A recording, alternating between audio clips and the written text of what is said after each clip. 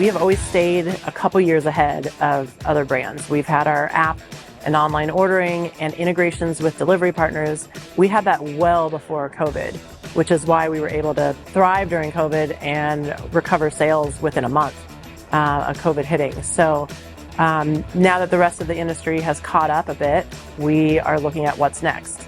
An integration in our app that tracks customers. So when they place an order, we know when they're on their way to the shop and we know exactly when they're pulling in so that we can be handing them their food literally as they're pulling up. They don't even need to park.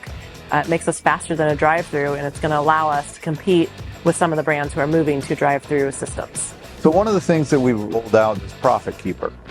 And Profit Keeper is a system where franchisees put their monthly profit and losses into Profit Keeper. And so what that does is a couple things. One, it's one system. It gets all of the profit and loss statements in there. Two, they all look the same. We have a standard chart of accounts, and so there's no kind of interpretive dance as you try to figure out, well, what do they mean by this line or that line? Because all the lines are the same. But then what's really exciting about it from a franchisee standpoint is that they can go into Profit Keeper and they can see how they're doing against the rest of our system. So we are launching Altimetrics, which is a back of house management system that's going to track all of the inventory and actually help with scheduling.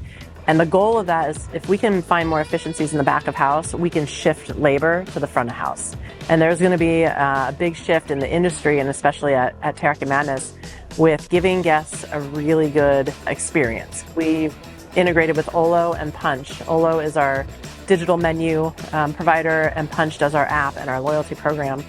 The reason that we chose Olo at the time was because of their integrations with delivery partners. And when you think back 7 years ago, there was no national player. No one was integrated with them. And so the system worked, but it was very clunky and they took very high commissions.